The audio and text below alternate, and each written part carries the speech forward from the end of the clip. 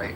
And I say that again, a just peace, right? I mean, Martin Luther King said that peace isn't the absence of conflict, but the presence of justice, right? And as you said earlier, Gary, this is an unjust war. This is a illegal, unjust war, and any concession is a moral tragedy. Now, I'm not saying that concessions might not have to be made, but as I said before, when some of the folks on this stage that pop in talk about the fact that we have to make concessions to Ukraine, they do with a little twinkle in their eye, almost like they're rooting for Russia, which is fascinating to me. I mean, they don't say it as if they're sad and it's tragic, but we might have to concede something. They're almost giddy at the fact that they don't think Ukraine has prospects.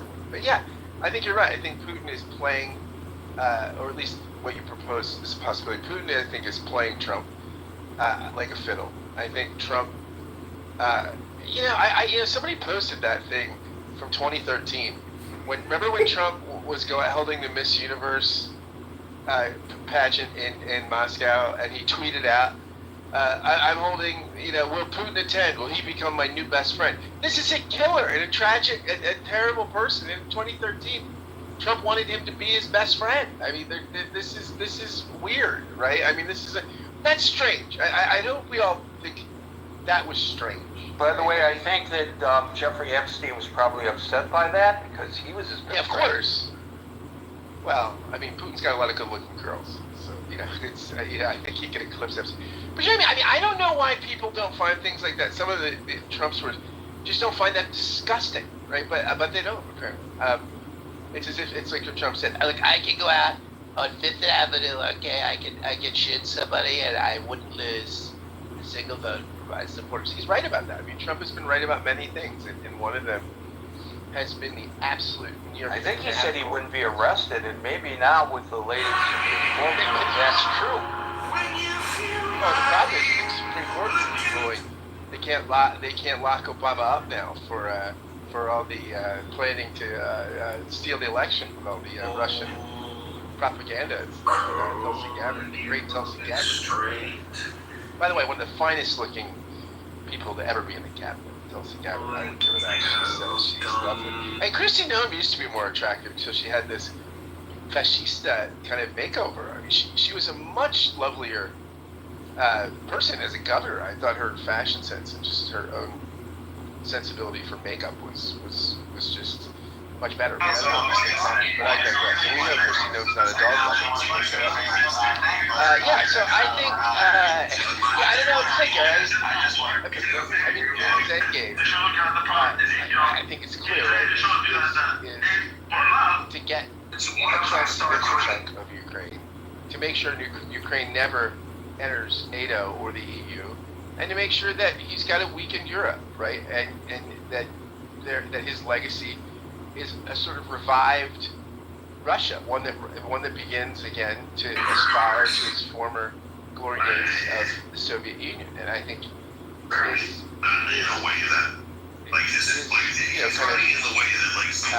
playing the Trump road serves that end. And Gary, I agree with you. It's a huge deal. It is a huge deal. People die to get a meeting, right? Despots always want a meeting, especially on U.S. soil, right? Because it grants legitimacy to people who are viewed as illegitimate. And so when people don't see what the big deal is, right? What's the big deal that Putin gets the red carpet? And that's just how you negotiate. So no, it might be how you negotiate a merger between the Hard Rock Cafe and Applebee's or something, right? But on the international stage, these things matter. These things are significant, and Putin is getting things, concessions that are significant, while he's continuing to wage a brutal war. I mean, to me, this seems really clear. Sometimes, Gary, we talk about pretty complex things here, and there are not easy answers, but this is not one of those days. I think that Putin is playing Trump, and he's playing him for his own immoral and unjust ends. And there you go, Gary. That's my story, and I'm sticking to it. Thank you very much, Scott. And I just want to not be remiss by failing to give a tip of the hat to Melania Trump for bringing to the world stage the question of the children who have been kidnapped by Russia. Her her husband didn't do it, but she did, and now he's forced to address it. I believe that she's absolutely the lead on this. She wrote that letter to the Kremlin begging Putin to release the children. I think she's heartfelt in that approach, and I want to give her a lot of credit. A lot of people have criticized her because she's been an inactive first lady, as if first ladies have some responsibility to be active.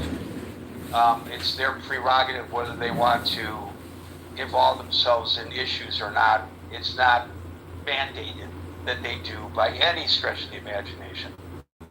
But in this case, I give her a lot of credit for actually getting involved, and she's got the bully pulpit, and at least it's being discussed now.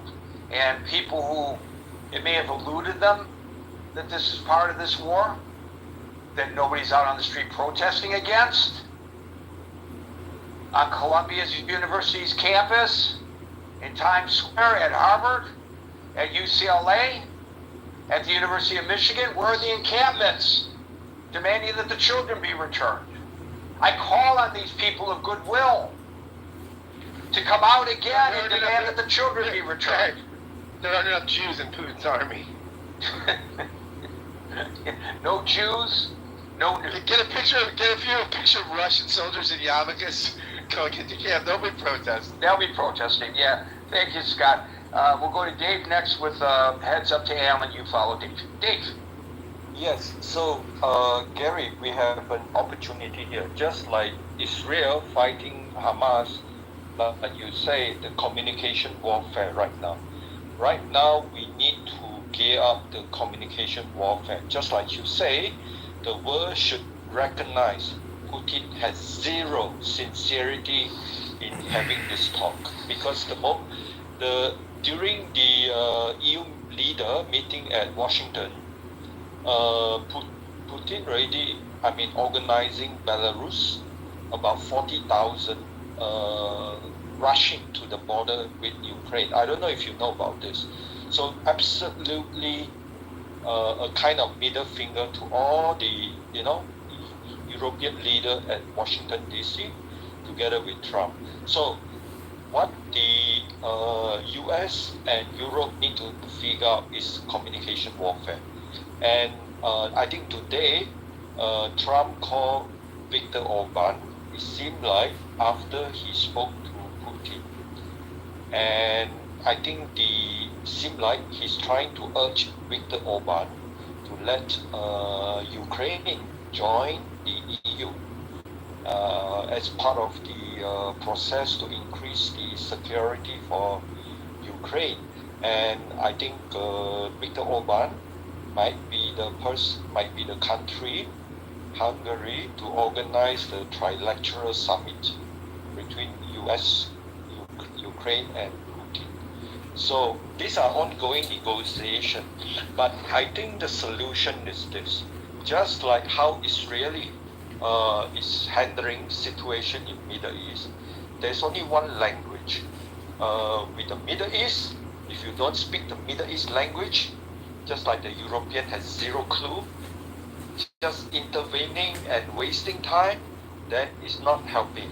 And so the European has to learn how to speak the Baltic country language. Putin is a big bully, and you need a way to deter the big bully and tell the big bully we mean business. That means the next step is, the recent Pakrovsk, there's the attempt to quickly encirclement, but I think that was quickly destroyed by the Ukraine. That was like 2 days ago. So just in case anybody keeps saying Pakrovsk, this is 2 days ago. So the encirclement is totally destroyed. And so what I want to say is this. Germany is talking about putting army. French is talking about putting army. I think the best way is to try to figure out a system to increase the number of Latin American countries fighting Ukraine. Right now we have about 3,000-4,000 Colombian fighting there. I think we should try to have a very good scheme to encourage more Latino country to come to Ukraine, increasing the number of Latino country present there. Just having the number will immediately tell Putin, we mean business. We mean business. And also instead of this Latino country coming to US, now we come up with a good scheme for them to go to Europe. And I think we need to increase the number of military presence because Ukraine is winning. What we need is increasing the number of people on the field, just to showing the number is enough to tell Putin we mean business. At the same time, Putin's oil refinery capability has been destroyed 10%. And so I think in the negotiation, US and Europe has to show like we're going to increase that to 20% by next week, maybe 30% by 2 weeks later. I think that would really, tell Putin we mean business, and then we increase the communication warfare to address the population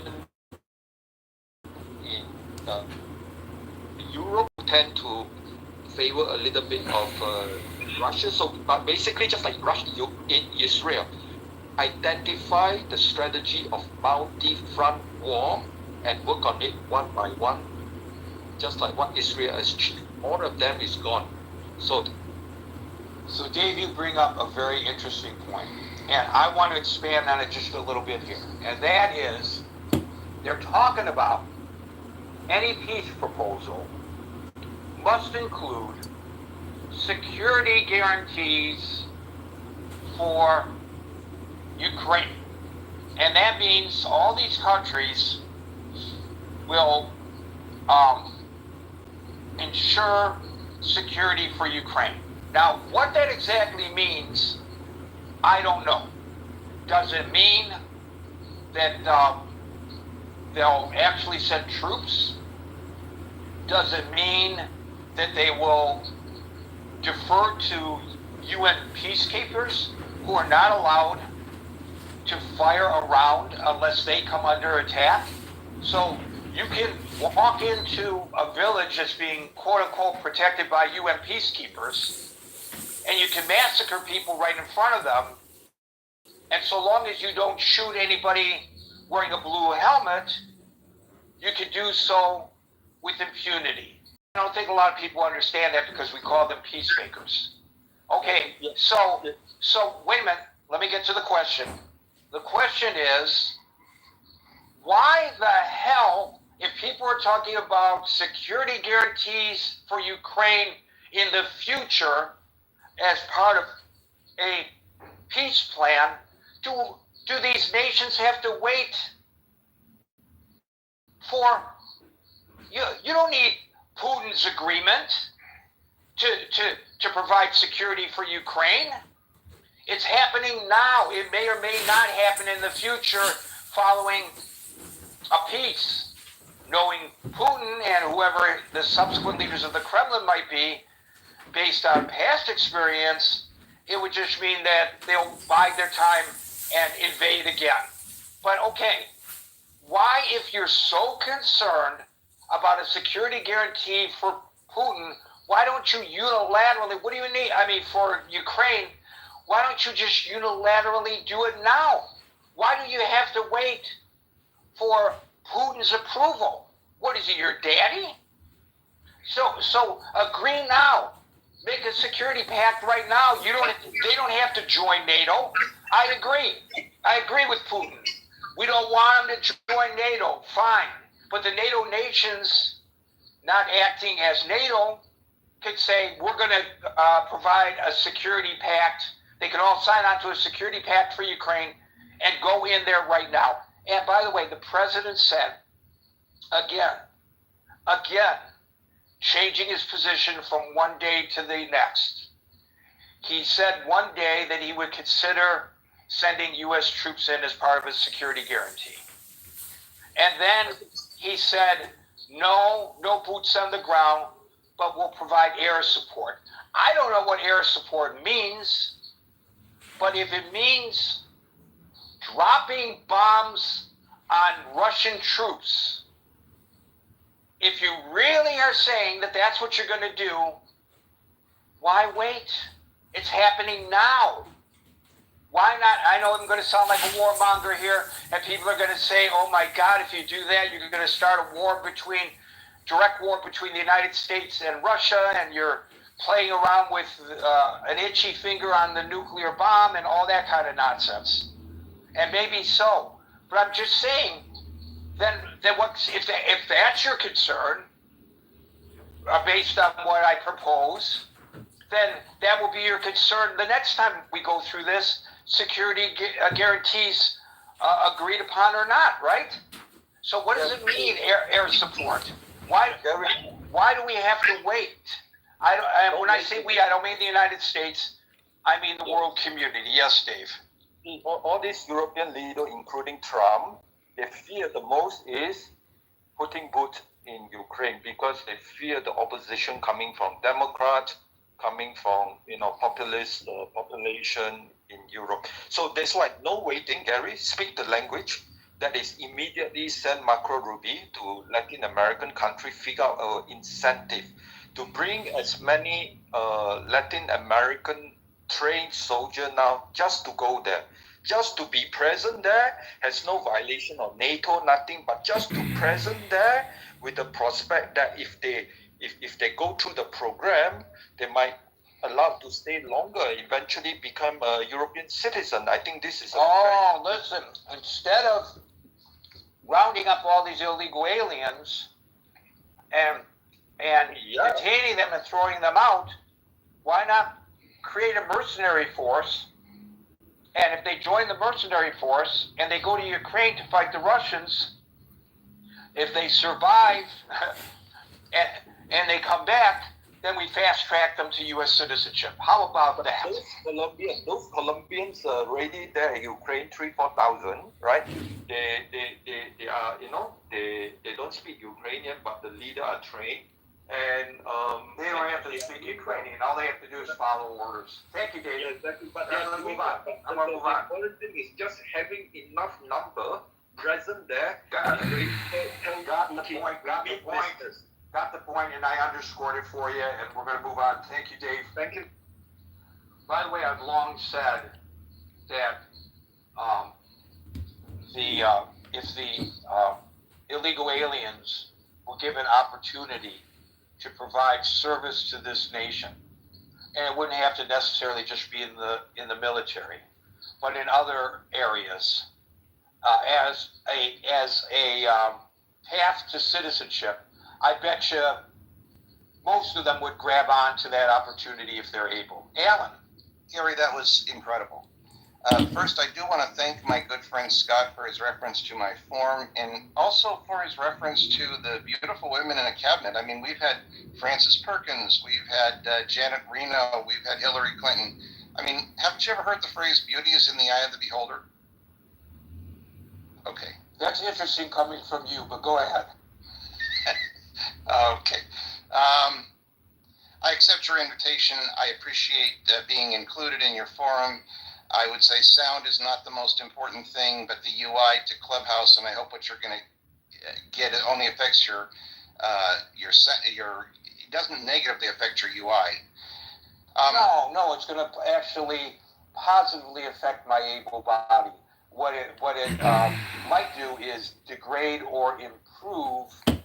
And I want to know. I just want an air check from you there, Alan. Just an air check. That's actually a mic check. Okay, but Herman Cain. I'm thinking about publishing a story that Herman Cain died of Trump derangement syndrome. And if you think about this seriously, he actually did. He refused to get his COVID shots, and he died. And so I think Trump derangement syndrome may be fatal. So I'm not so sure that politics should be entertainment. When it is, people die. So actually, I think Trump derangement syndrome could have fatal results. I know you've got the candidate coming up. I do want it to be very clear that the candidate did say in my room that he thinks Trump should be impeached. and I do have it on tape. So he can't go back on that. Here is a Republican who believes Trump. I hope you guys hear that clip because I'm screaming my head off. I do I'm agree asking with you that him Putin is if Congress should absolutely arrest and playing the impeach world. Trump. He's like, yes. Those who don't know history are inevitably. I cannot believe it, but bound Thomas to Massey is and currently on this guy's Canada, crazy X account. I don't. Bush Jr. I mean, I was can only another. speculate. I have thought that when they talk about victims, now they may consider some of these billionaires who got caught up in this to be victims because it would be embarrassing to them. Admittedly, the legislation that Ro Khanna and I introduced, because we have to get 218 signatures, we did have to allow for exceptions for national security. But I think there's still a space in there where they are obligated to disclose if was part of our national security apparatus or Israel's national security apparatus. So I am concerned about the redactions. One question I don't know the answer to, but I suspect I do. I've got a suspicion of what the answer is. Can members of the Oversight Committee go view the unredacted documents? So, for instance, Marjorie Taylor Greene's been a champion on this. She serves on the Oversight Committee. I used to serve on the Oversight Committee before I moved to Judiciary. But could somebody like Marjorie Taylor Greene go look at the unredacted documents if the DOJ didn't redact them, but the committee itself is redacting them? I don't know, but I suspect she could. And I suspect with a motion there, when the Oversight Committee meets, they could probably the membership could probably grant themselves access to the unredacted documents. And of course, they'd have to view those in some kind of SCIF type setting. It'd be interesting if the redactions were, if they say why they were redacted specifically. Sometimes you receive information in these committees that's confidential, but it's not classified. So, for instance, when I was on the Oversight Committee, the TSA showed us when they tested the screeners at airports, what the rate of failure was. Now, that information was confidential, but it wasn't classified, for instance. So we could view it in a room, but we didn't have to go to a SCIF. It'd be interesting to see what level of classification, if any, they try to apply to this. It's interesting. I mean, I'm just going on your word that they'll be redacted by Oversight Committee and not. I was reading, that was a statement that the Oversight, I'll put it up in the Jumbotron. Well, here's something else in that same vein that's interesting. Former Attorney General Barr testified, and they didn't do that in an open hearing. They did it, it's in a closed room. And typically, if you're a member of that committee and you have enough heads up, you can go and you can attend those. I'm going to see if I can get some of my friends on the Oversight Committee to fly back in town and attend some of those other transcriptions, testimonies that happen behind closed doors. Because if you can't get the transcript of former Attorney General Barr's interview, it's almost like a deposition. If you can't get that, the next best thing is to be there, and you can actually ask questions if you're on that committee. So I'm going to encourage some of my colleagues to see if they. Is it not true? Okay, many citizens, U.S. citizens, don't know this, but Congress, particularly House members of Congress, have what is called ultimate free speech protections. And so what that means is that if they read something into the congressional record on the floor, it doesn't matter what it is. It doesn't matter what it is, that they are protected by that law, by the First Amendment. Did you know that? It's not the First Amendment. It's called the Speech or Debate Clause, and it is in the Constitution. And so you have a super First Amendment powers if you're in Congress. There has to be a legislative nexus. It's been ruled to cover your committee or your staff, and committee staff, because they're part of Congress. In fact, it covers the sergeant at arms and the Capitol Police. This is why you can't subpoena them, or you can't do a FOIA request, for instance, on a congressman's emails. It's never happened. It will never happen as long as the Constitution stays that way. And it's an important, I mean, I know everybody tends to want Congress to live under the same laws as the rest of America, but our founding fathers decided that it was important that congressmen couldn't, for instance, be sued for defamation for anything they said on the floor of the House. They couldn't be put in jail for releasing national secrets if it said on the floor of the House. And I know what you're thinking, but here's the problem. How do you get those documents to get them to the floor of the House and read them? They keep you from, I've been in SCIFs, I've been in settings where there's only one copy of them, and they prevent you from taking them out, and you're not allowed your phone in there. You can't even go in, take notes, and take the notes back home with you.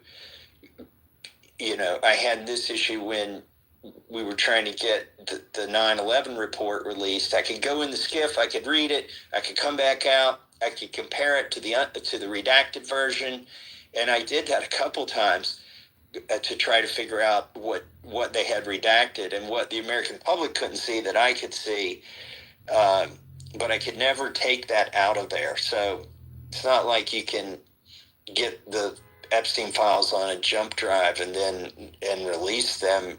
They're just not going to let you have them as a member of Congress. Now, if there were one or